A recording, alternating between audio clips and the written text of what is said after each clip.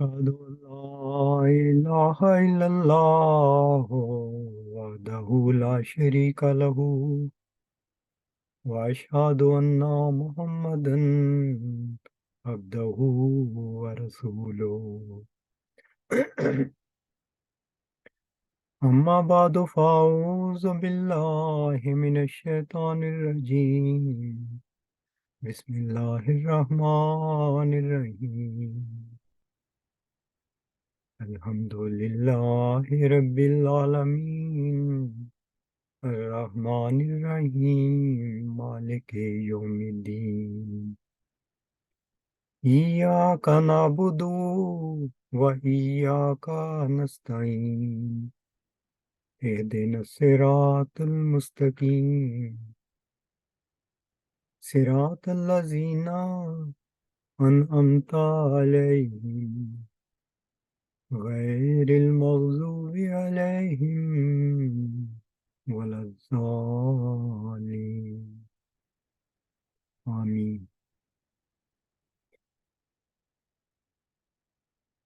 گزشتہ خطبہ میں اس بات کا ذکر کیا گیا تھا کہ رسول کریم صلی اللہ علیہ وآلہ وسلم نے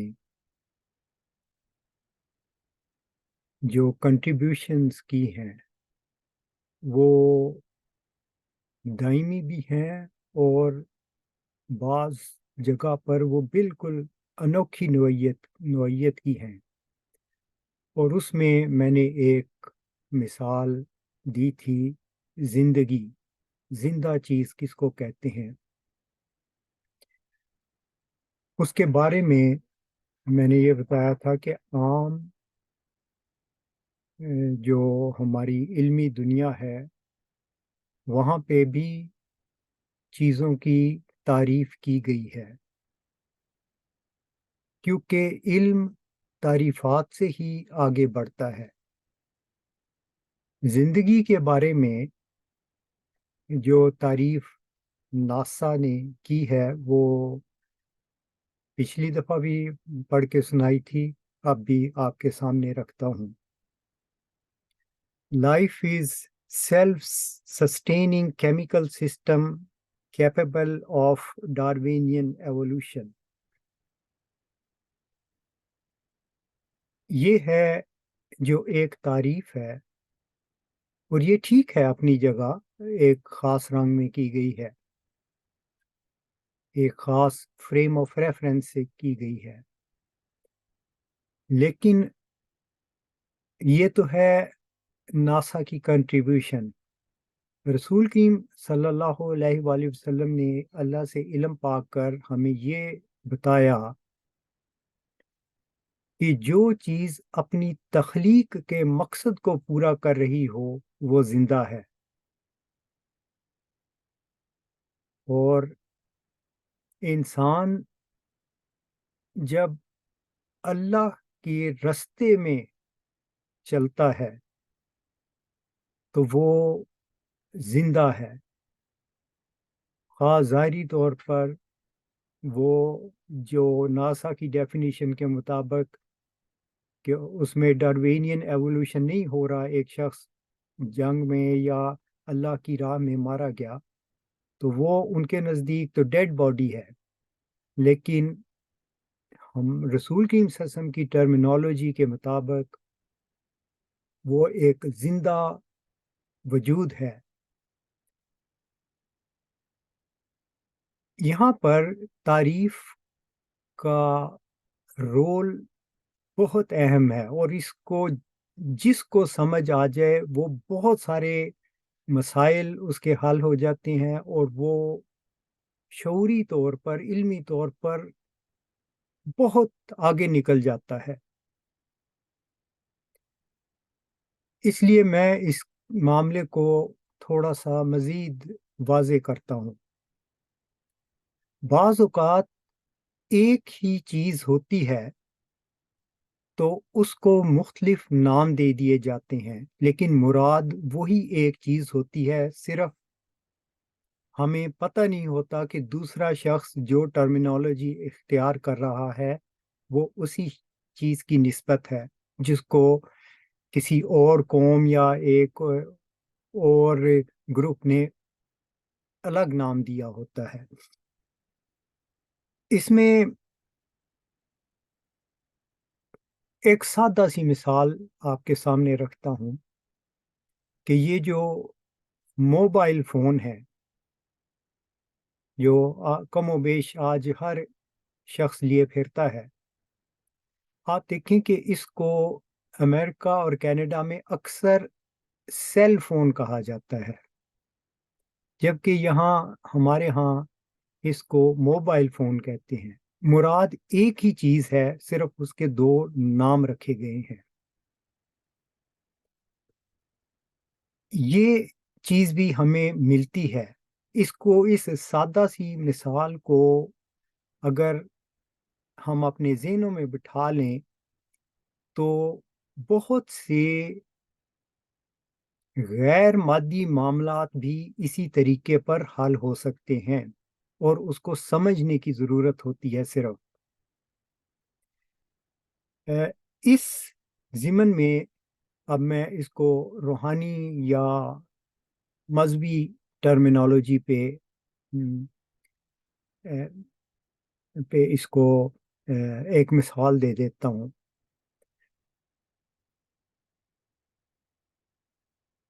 مرزا صاحب علیہ السلام نے ٹرمینالوجی اختیار کی تھی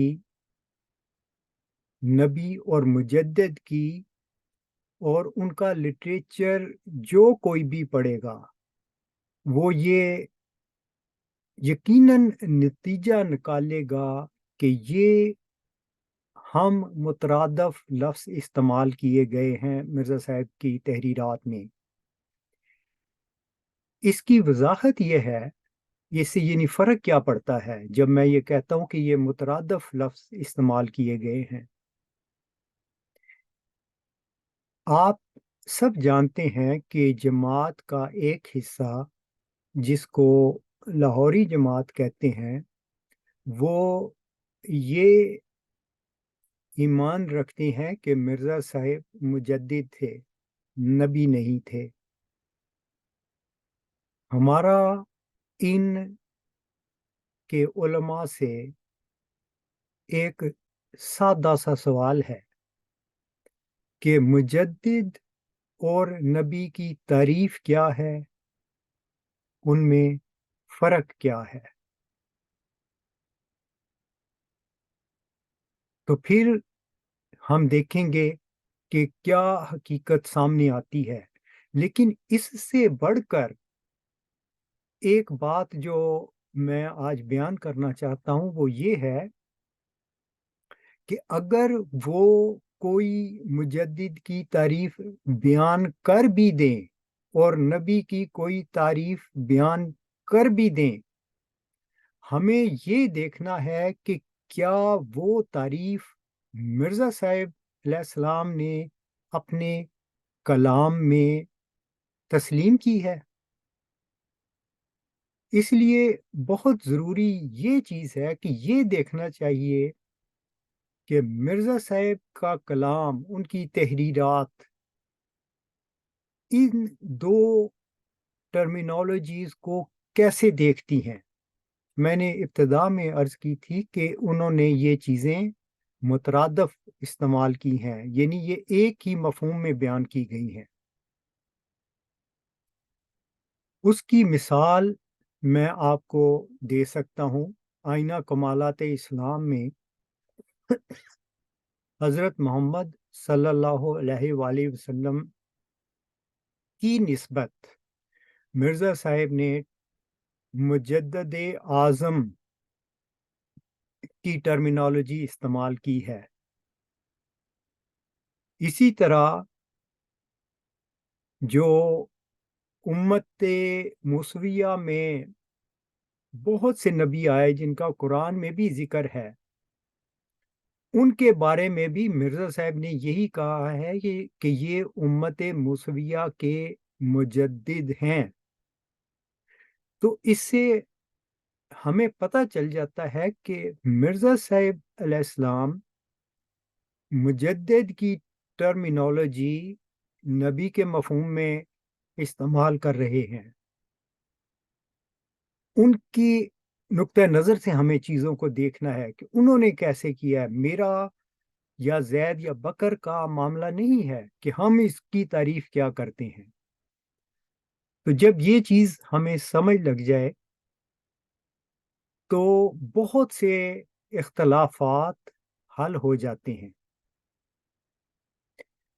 تیسری چیز جو اس سے بھی اہم ہے، وہ مرزا صاحب کا کلام پڑھنے والے یہ ضرور علم حاصل کریں گے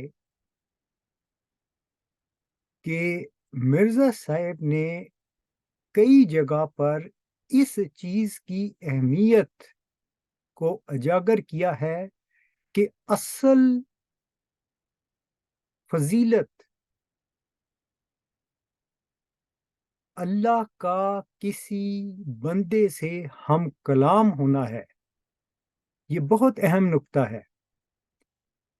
جب یہ کہا جائے کہ مخلوق اور خالق دو الگ الگ وجود ہیں، اور خالق اپنے مخلوق اور سب سے بہترین مخلوق انسان سے وحی کے ذریعے تعلق قائم کرتا ہے، تو مرزا صاحب اس چیز کو سب سے زیادہ اہمیت دے رہے ہیں کہ اصل فضیلت کسی بندے کا ہم کلام ہونا ہے، یا خدا کا بندے سے اس بندے سے ہم کلام ہونا ہے۔ باقی چیزیں کہ وہ خدا اس سے ہم کلام ہوا، پھر حالات اور زمانے کے مطابق اس کو کوئی ٹائٹل دے دیا جاتا ہے، جیسے کہ اس سے حالات پیش ہیں۔ اگر اس سے حضرت موسیٰ جیسے حالات پیش آئیں گے تو اس کو موسیٰ کا بھی ٹائٹل دیا جا سکتا ہے۔ اگر اس سے عیسیٰ جیسے حالات پیش آئیں گے تو اس کو عیسیٰ کا ٹائٹل دیا جا سکتا ہے۔ مرزا صاحب کے ہاں یہ چیز میں نے دیکھی ہے کہ انہوں نے اس مضمون کو اس رنگ میں بیان کیا ہے، اور یہ چیز بہت اہم ہے۔ خود رسول کریم صلی اللہ علیہ وآلہ وسلم کے حوالے سے اس کا ثبوت ملتا ہے۔ قرآن کریم یہ بیان فرماتا ہے، کل انما انا بشر مثلکم یوحا الیہ، میں بالکل تمہارے جیسا انسان ہوں، مجھے وہی ہوتی ہے۔ اور یہ وہ چیز ہے جو فرق ڈال رہی ہے کہ خالق کائنات، ہم سب کا پیدا کرنے والا، وہ مجھ سے ہم کلام ہوتا ہے، مجھے وہی کرتا ہے۔ یہ ہے بنیاد کہ خالق اپنے مخلوق سے رابطہ کرتا ہے، اس سے وہی کرتا ہے، اس سے ہم کلام ہوتا ہے۔ اس چیز کی اہمیت بہت بڑی ہے، اور یہ چیز پورے قرآن کریم کا مطالعہ کرنے والا ضرور وہاں پہ ایسے ثبوت پائے گا، جا بجا پائے گا۔ قرآن شریف میں اللہ تعالیٰ فرماتا ہے، ہم نے تیری طرف وحی کی، یعنی رسول کریم صلی اللہ علیہ وآلہ وسلم کو مخاطب کر کے بیان کیا جا رہا ہے، ہم نے تیری طرف وحی کی، کما اوہینا من قبل کا، جس طرح ہم نے تجھ سے پہلے وحی کی تھی۔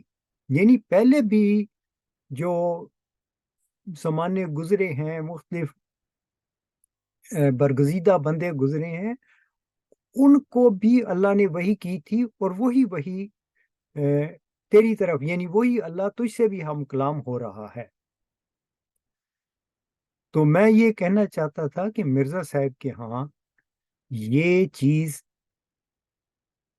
ان کے کلام میں ملے گی کہ اہمیت یا فضیلت اس چیز کی ہے کہ خالق کائنات ہم کلام ہوتا ہے.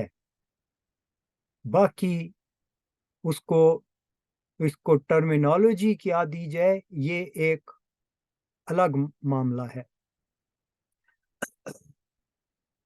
اب اس بات کے کرنے کے بعد میں پھر دوبارہ اپنے اصل موضوع کی طرف آ جاتا ہوں کہ زندگی اور موت، کیونکہ زندگی کا جب لفظ استعمال ہوگا تو اس کے ساتھ موت بھی ایک چیز ساتھ ساتھ چلتی ہے.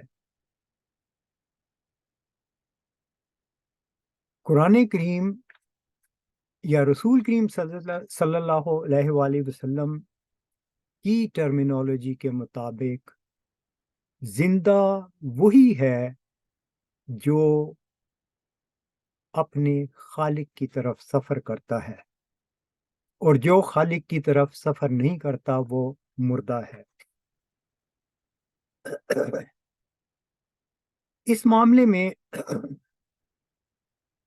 ایک مثال میں اور قرآنی آپ کے سامنے رکھتا ہوں کہ اللہ تعالیٰ فرماتا ہے کہ ہم نے آسمان سے پانی نازل کیا اور ایک مردہ زمین کو زندہ کیا، پھر وہ زمین اپنی رویدگی، اپنی سبزی، اپنی پیداوار دکھاتی ہے.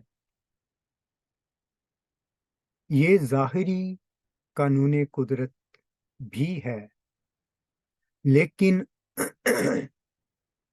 یہ روحانی نظام کی تصویر سامنے رکھ رہا ہے ظاہری مثال دے کر کہ جب ہم آسمانی پانی یعنی وہی نازل کرتے ہیں تو اس سے زندگی پیدا ہوتی ہے. یعنی انسان جو اس راستے پہ نہیں چل رہا ہوتا جو خدا کی طرف، خالق کی طرف جانے والا ہے، تو اللہ کی رحمت نازل ہوتی ہے اور وہ وہی آسمانی پانی سے زندہ کرتا ہے، اور جس شخص کو زندہ کیا ہوتا ہے وہ شخص اس زندگی کی حقیقت پا کر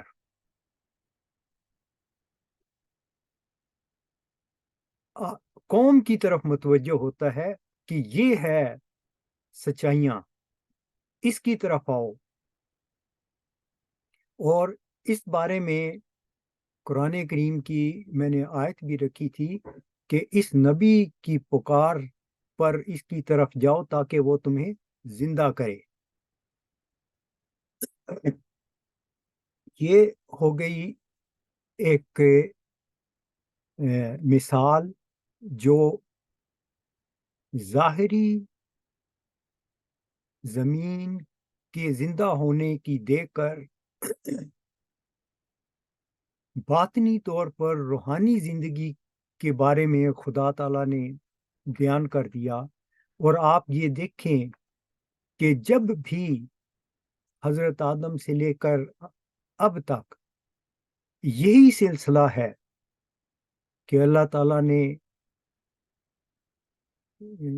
کسی شخص پر اپنا فضل نازل کیا، اس سے کلام کیا، اس کو اصل حقیقت بتائی کہ مجھے پانا ہی زندگی ہے، اس چشمہ کی طرف دوڑو، اور انہوں نے پھر قوم کو اس طرف بلایا. اس کے بالمقابل ہم دیکھیں کہ یہ زندہ ہیں تو جو اس طرف نہیں جاتے،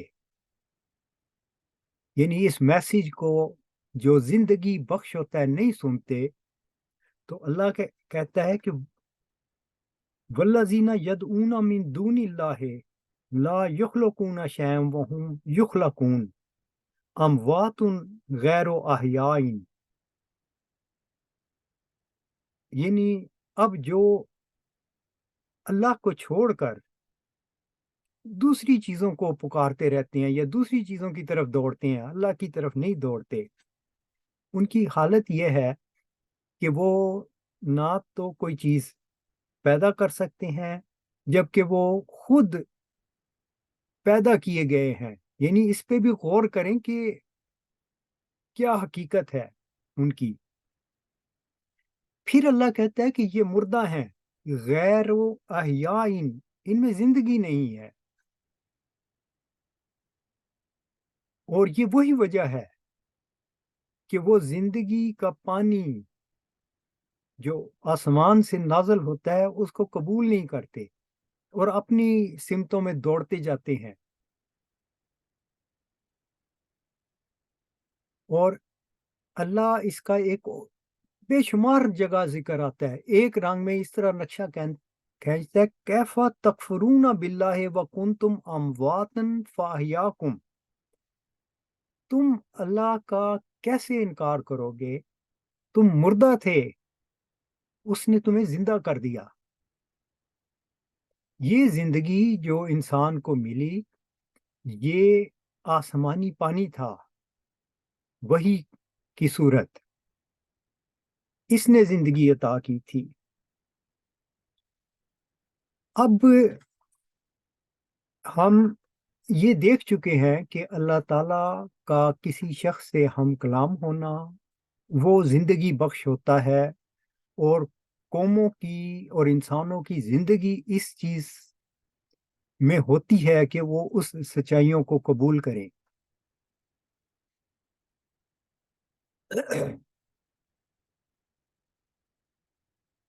اب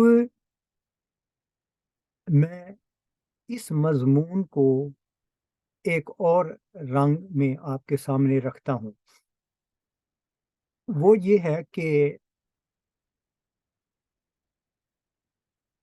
حضرت ابراہیم علیہ السلام کا واقعہ، ان کی زندگی کے واقعات جو قرآن میں درج ہیں وہ بڑے معنی خیز ہیں۔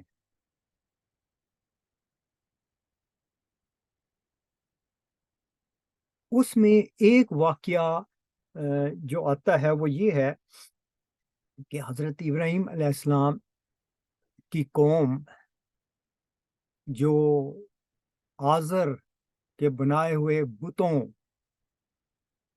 کے آگے جھکتی تھی، حضرت ابراہیم علیہ السلام کو جب اللہ تعالیٰ نے اس آسمانی پانی سے زندہ کیا تو آپ اپنی قوم کی طرف گئے،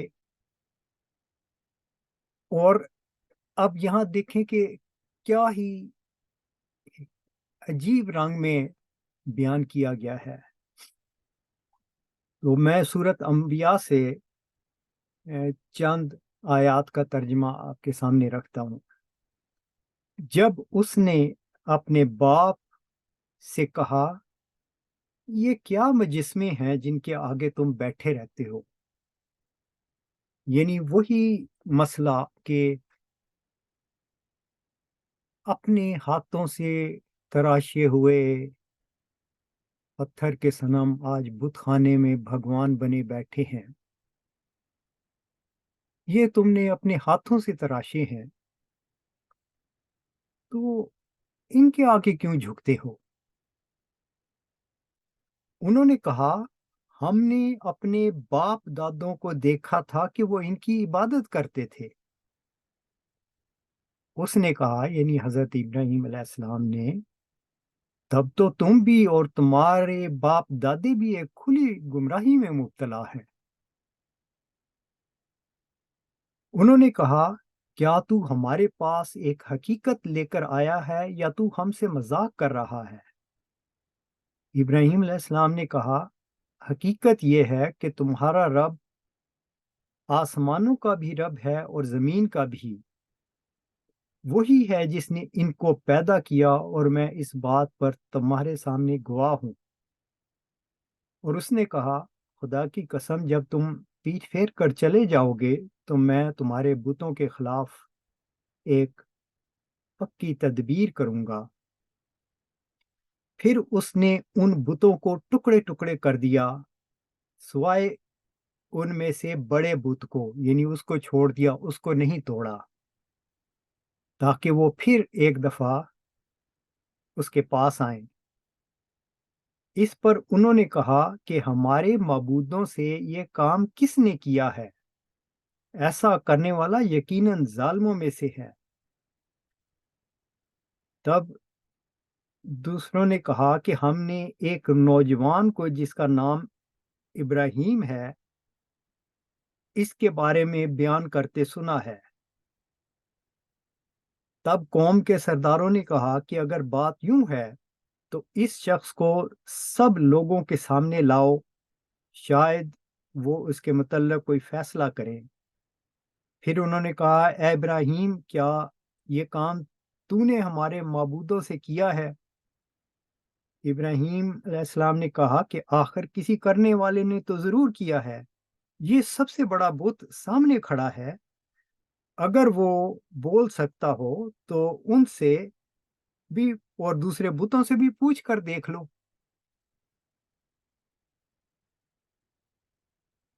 اب یہاں پر جو صورتحال ہے وہ بتا رہی ہے کہ حضرت ابراہیم علیہ السلام نے ایک تدبیر کی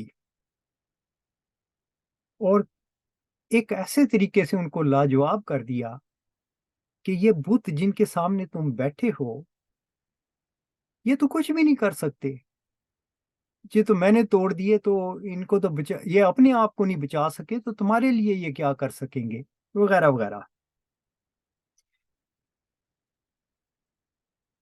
پھر سورہ صفات میں بھی آتا ہے کہ وہ لوگ اسے چھوڑ کر چلے گئے، یعنی حضرت ابراہیم علیہ السلام کو، اور وہ بھی ان کے معبودوں کی طرف چپکے سے چلا گیا اور انہیں دیکھ کر کہا، کیا تم کچھ کھاتے نہیں؟ تمہیں کیا ہوا ہے؟ تم بولتے بھی نہیں؟ پھر چپکے سے اپنے دائیں ہاتھ سے کاری ضرب لگائی۔ جب لوگوں کو خبر ہوئی تو وہ اس کی طرف دوڑتے ہوئے آئے۔ ابراہیم علیہ السلام نے ان سے کہا، کیا تم اپنے ہاتھ سے تراشے ہوئے بتوں کو کی پوجا کرتے ہو، حالانکہ اللہ نے ہی تم کو پیدا کیا، تمہارے عمل کو بھی؟ اب یہاں پر یہ بات میں نے اس وجہ سے رکھی ہے کہ یہ قرآن کا ایک واقعہ ہے جو رسول کریم صلی اللہ علیہ وآلہ وسلم نے آسمانی پانی یعنی وحی سے علم پا کر ہمارے سامنے رکھا۔ ہم اس واقعہ پر ایمان لاتے ہیں، یعنی ہم کوئی چشمدید گواہ نہیں ہے کہ یہ واقعہ ہوا تھا، کیونکہ ہم رسول کریم صلی اللہ علیہ وآلہ وسلم کو سچا مانتے ہیں، اور ہم جانتے ہیں کہ یا یہ ایمان رکھتے ہیں کہ قرآن کریم کا کلام وہی آسمانی پانی ہے، وہی ہے جو اللہ تعالیٰ نے آپ پر نازل کی۔ لیکن یہ ایمانی واقعہ یقینی بن جاتا ہے اس وجہ سے کہ آج ہم جس زمانے میں زندہ ہیں وہاں پر بھی آذر فیکٹری سے کچھ بت تراشے جاتے ہیں، اور پھر ان کی نسبت گمان کیا جاتا ہے کہ یہ خدائی صفات کے حامل ہیں، جیسے کہ ہر زمانے میں ہوتا آیا۔ حضرت ابراہیم علیہ السلام کی مثال آپ کے سامنے رکھی ہے، رسول کریم صلی اللہ علیہ وسلم نے بھی ان بتوں کو توڑ دیا تھا جو کعبہ میں رکھے گئے تھے۔ اب اس زمانے میں بھی وہی آذر کی فیکٹری سے بت تیار کیا جاتا ہے، اور پھر لوگوں میں پروپوگنڈا کیا جاتا ہے کہ یہ خدا کا بنایا ہوا ہے، بس اس کے تابع رہو، اس کو سجدے کرو۔ یہ واقعہ ہماری آنکھوں کے سامنے ہو رہا ہے، اور اس زمانے میں بھی ان بتوں کو توڑنے کے لیے خدا نے آسمانی پانی سے ایک شخص کو زندہ کر کے بھیج دیا، اور جب اس شخص نے اپنے دلائل سامنے رکھے تو آج تک وہ بت بولتے ہی نہیں، چپ ہو گئے ہیں۔ ہزار ان کو کہا جائے کہ کچھ تو جواب دو ان باتوں کا، وہ بت خاموش ہیں۔ تو آج کا واقعہ ماضی کے واقعے کی صداقت پر ثبوت ہے کہ وہی کچھ ہوا ہوگا جو آج ہو رہا ہے۔ اس چیز میں بہت سی حقائق پوشیدہ ہے، اور ہر ڈھونڈنے والا ذہن ان چیزوں کو تلاش کر سکتا ہے۔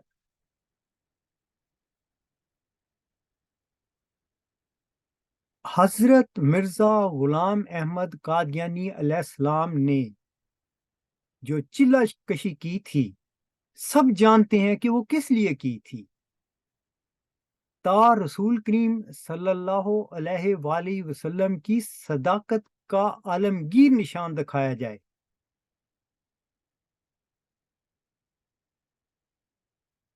آج اس کی جھلکیاں ہم دیکھ رہے ہیں۔ رسول کریم صلی اللہ علیہ وسلم نے حضرت ابراہیم علیہ السلام کا واقعہ ہمیں بیان کیا تھا کہ اس نے بتوں سے کہا تھا تم بولتے کیوں نہیں، تمہیں کیا ہو گیا ہے، تم کیوں نہیں بولتے۔ آج کا واقعہ 20 فروری 1886 کی پیش گوئی میں جس شخص کا ذکر تھا، اس نے رسول کریم صلی اللہ علیہ وسلم کی صداقت کو ظاہر کرنا تھا، یہی نشان مانگا گیا تھا۔ تو آج دیکھیں کہ وہ نشان پورا ہو رہا ہے یا نہیں ہو رہا۔ وہ شخص کہتا ہے کہ یہ ہیں سچائیاں، یہ ہیں دلائل، جواب دو اگر تم سچے ہو، بولتا ہی کوئی نہیں۔ تو ہم یہ کہتے ہیں کہ یہ بت ہیں، یہ بول ہی نہیں سکتے، اللہ نے ان کو یہ طاقت ہی نہیں دی کہ بولیں۔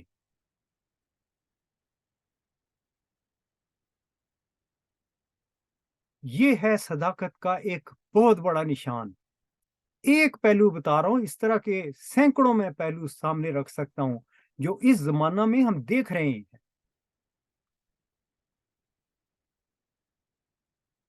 یہاں پر میں ضمناً کچھ اور باتیں بھی رکھنا چاہتا ہوں۔ یہ جو سورت فاتحہ میں ہم پڑھتے ہیں،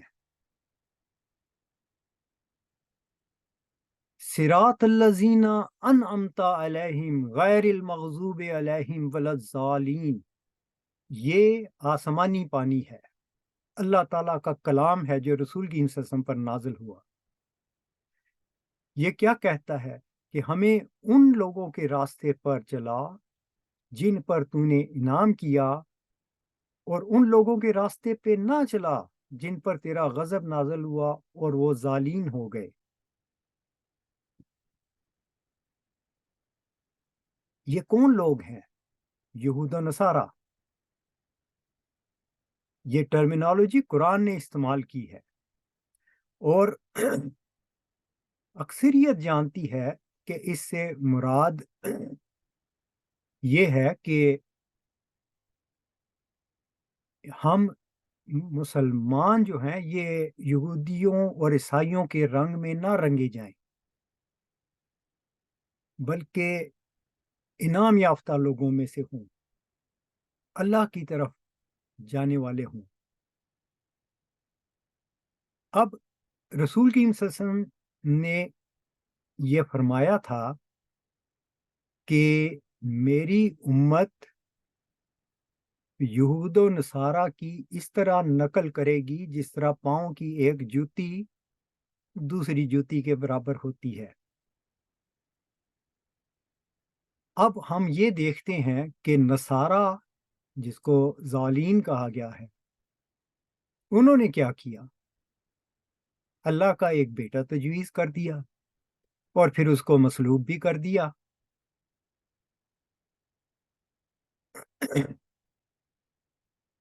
یہاں پر وہ حضرت عیسیٰ کے بعد یہ واقعہ ہوا۔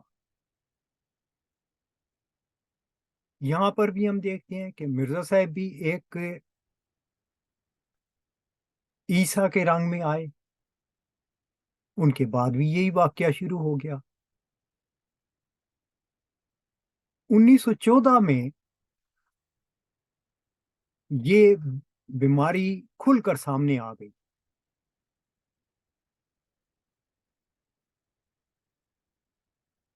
ایک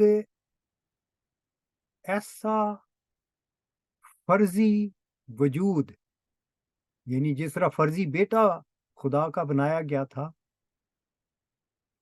تو ایک خدا کا نمائندہ بنا دیا گیا۔ اور خدا کا لفظ تو میں ضمناً استعمال ایسے ہی کر رہا ہوں، حقیقت اس کی یہ ہے کہ ایک کمیٹی بنا دی گئی کہ یہ فیصلہ کرے گی کہ آئندہ خدا نے کس کو خلیفہ بنانا ہے، اپنا نمائندہ بنانا ہے۔ جو شروع میں نے ساری بات کی ہے کہ آسمان سے پانی نازل ہوتا ہے، وہ زندگی بخش ہوتا ہے۔ یہاں پر صورتحال یہ ہو گئی ہے، ہم کسی آسمانی پانی کے نزول کو نہیں مانتے۔ یہ ہماری آذر کی فیکٹری سے جو پروڈکٹ نکلے گی وہی الہی پروڈکٹ کہلائے گی۔ یہ بہت بڑا ظلم کیا گیا ہے روحانی دنیا میں اور فریب دیا گیا ہے۔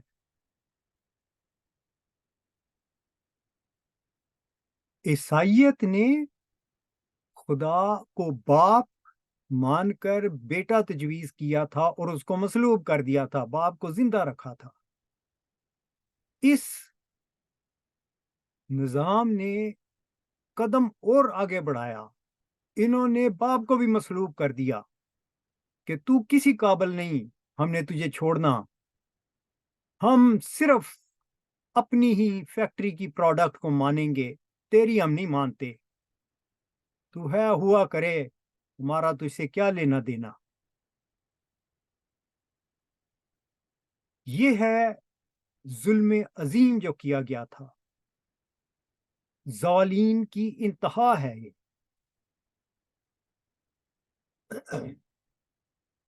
یہ باتیں آپ دیکھیں کہ کس طرح اس زمانہ میں پوری ہو رہی ہیں جو پیش گوئیاں کی گئی تھیں۔ اس معاملے میں ایک اور آیت قرآن کریم کی میرے ذہن میں آتی ہے کہ اللہ تعالیٰ رسول کریم صلی اللہ علیہ وسلم کو مخاطب کر کے فرماتا ہے کہ زندہ اور مردہ برابر نہیں ہے۔ ان اللہ یسمع من یشاء وما انت بمسمع من فی القبور۔ اللہ جس کو چاہتا ہے سناتا ہے، اور تو ان کو جو قبروں میں دبے پڑے ہیں نہیں سنا سکتا۔ یہ بات 20 فروری 1886 کی پیش گوئی میں رپیٹ ہوئی ہے۔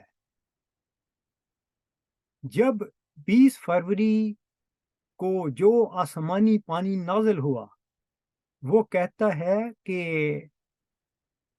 یعنی وہ کلام یہ کہہ رہا ہے تا وہ جو قبروں میں دبے پڑے ہیں باہر آئیں۔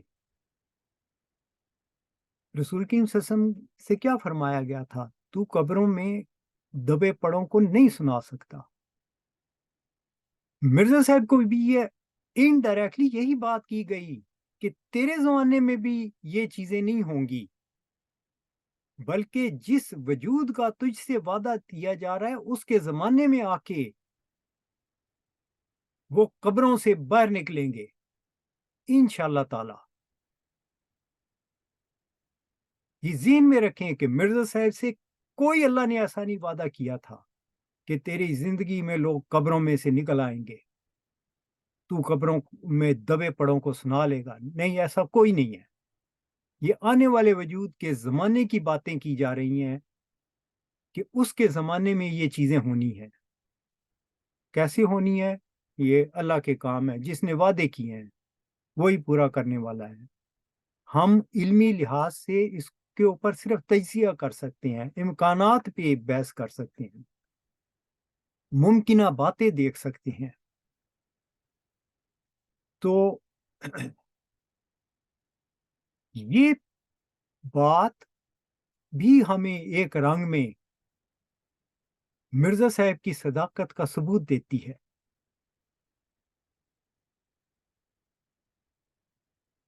मेरी अ, एक कई जब खिलाफती निज़ाम से वाबस्ता लोगों से बात होती है, वो जवाबन अजीब सी बातें करते हैं जिसका सबूत कुरान से मिलता नहीं है। बड़ी तमस्खर और तंजिया अंदाज में कहते हैं, आप हो कितने। यानी वो तादाद को देखते हैं, सरों को गिनते हैं कि तादाद में हम इतने ज्यादा हैं, और बड़े तकब्बर से ये बातें बयान करते हैं। हमारी इतनी बैतें हुई, हमने इतनी मसाजिद बना ली, हमने इतने कुरान शरीफ तर्जुमा कर लिए, आप लोगों ने क्या किया। मैं उनको जवाबन सिर्फ एक बात कहता, इसको मुख्तलिफ तरीकों से बताता हूँ। कुरान शरीफ में यहूद की मिसाल उन गधों से दी गई है जो किताबों के बोझ तले लदे हों। आप किताबें लिए फिरें, पढ़ के भी देखें कि उनमें लिखा क्या है। वो आपने कभी पढ़ा हुआ, जो लिखा हुआ है वो पढ़ा ही नहीं, आपको पता ही नहीं कि वहां लिखा क्या हुआ है।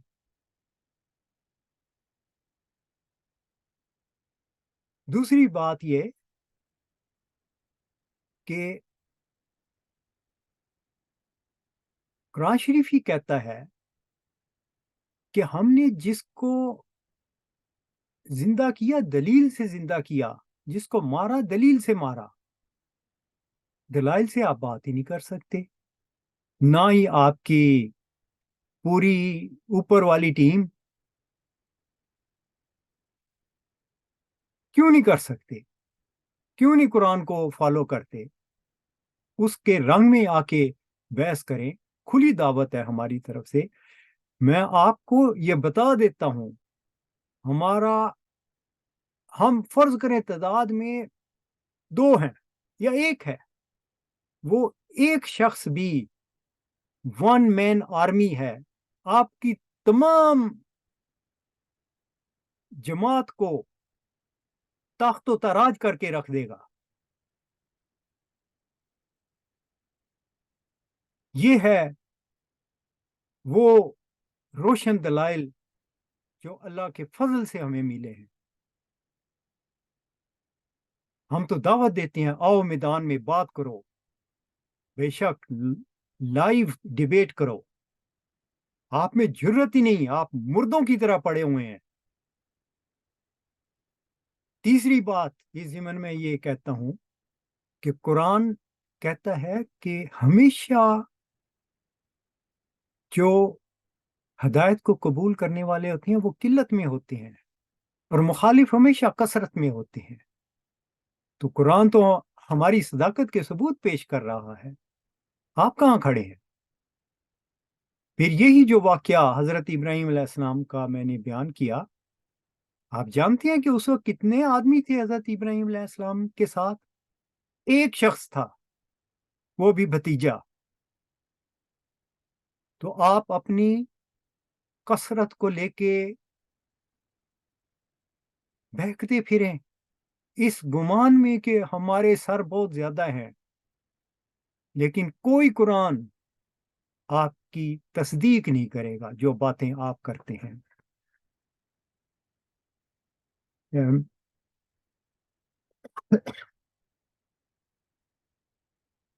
یہ چند گزارشات تھیں جو میں نے پیش کی ہیں کہ زندگی ہے ہی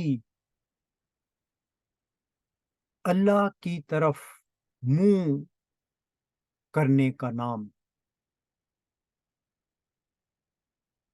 جو بھی خالق کی طرف اپنا رخ پھیر دے گا وہ زندہ ہے، اور جو اسے روح گردانی کر جائے گا وہ قرآنی تعلیم کے مطابق مردہ ہے. ہماری یہی خواہش ہے خدا ہمیں بھی زندہ رکھے اور دوسروں کو بھی زندگی دے، ہدایت دے، وہ اسی خالق کی طرف آئیں جو کہ ہماری زندگی کا مقصد ہے، اس خالق کو پانا. وآخر الدوانا ان الحمد للہ رب العالمین.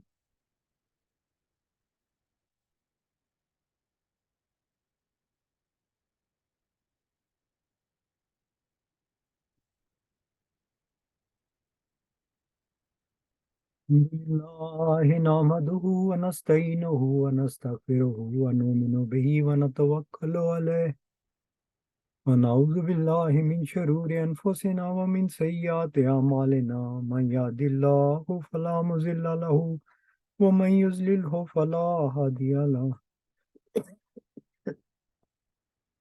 ونشهد أن لا إله إلا الله ونشهد أن محمدا عبده ورسوله.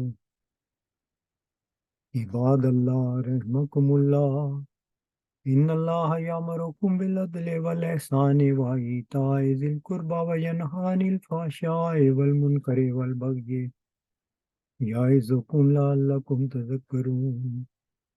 اذكروا الله يذكركم وادعوه يستجب لكم ولذكر الله أكبر.